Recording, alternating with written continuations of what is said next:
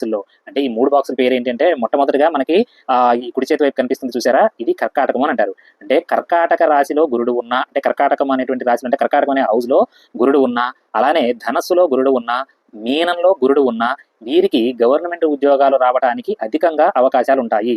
మీ యొక్క చార్ట్ ఏదైనా కానియండి, మీ లగ్నం ఏదన్నా కానియండి, మీ రాశి ఏదన్నా కానియండి, మీ రాశి చక్రంలో గురుడు కర్కాటకంలో, ధనస్సులో మరియు మీనంలో ఉన్న వారికి గవర్నమెంట్ జాబులు రావడానికి అవకాశం ఎక్కువగా ఉంటుంది. అలానే మనం నెక్స్ట్ చార్ట్ చూద్దామండి. నెక్స్ట్ చార్ట్ మనం సూర్యుడిని కన్సిడర్ చేయాలి. సూర్యుడు మీ జాతకంలో అంటే మీ జన్మ జాతకంలో సూర్యుడు మేష రాశిలో ఉన్నా లేదా సింహ రాశిలో ఉన్నా కానీ, మీది క్లియర్గా చెబుతున్నానండి, లగ్నం ఏదన్నా కానియండి, రాశి ఏదన్నా కానియండి, సూర్యుడు మాత్రం మేషంలో ఉన్నా లేదు అంటే సింహంలో ఉన్నా మీకు గవర్నమెంట్ జాబులు రావడానికి అవకాశం ఎక్కువగా ఉంటుంది. అలానే నెక్స్ట్ మనం కుజుడిని కూడా కన్సిడర్ చేయాలండి.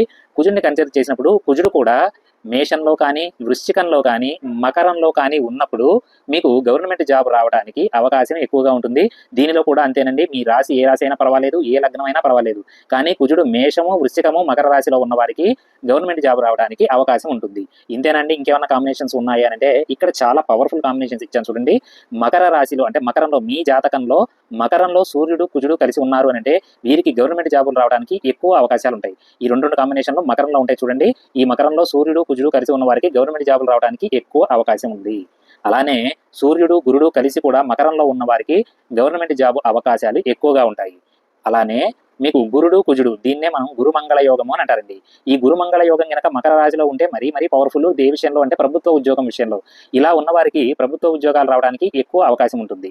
అంతేకాకుండా అసలు ఏంటంటే మీ లగ్నం ఏదన్నా కానివ్వండి, మీ లగ్నం నుండి లెక్కించగా 1, 4, 7, 10 స్థానాల్లో గురుడు ఉన్నప్పుడు మీకు ప్రభుత్వ ఉద్యోగాలు పొందేటువంటి అవకాశం ఎక్కువగా ఉంది.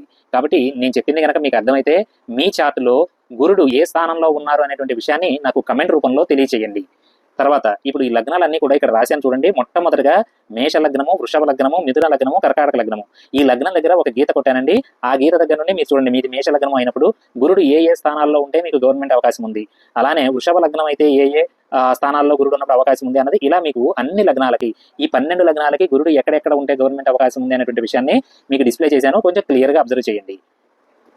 తర్వాత సింహలగ్నం నుండి వృశ్చిక లగ్నం వరకు ఇంకొక చార్ట్లో కూడా చూడండి. సింహలగ్నము, కన్యా లగ్నము, తులా లగ్నము మరియు వృశ్చిక లగ్నము. అలానే ధనస్సు లగ్నము, మకర లగ్నము, కుంభ లగ్నము, మీన లగ్నము. ఇలా ఈ లగ్నాల వారికి గురుడు ఏ స్థానాల్లో ఉంటే ఎక్కువగా గవర్నమెంట్ అవకాశం వస్తుంది అనేటువంటి విషయాన్ని మీకు ఇచ్చానండి. తర్వాత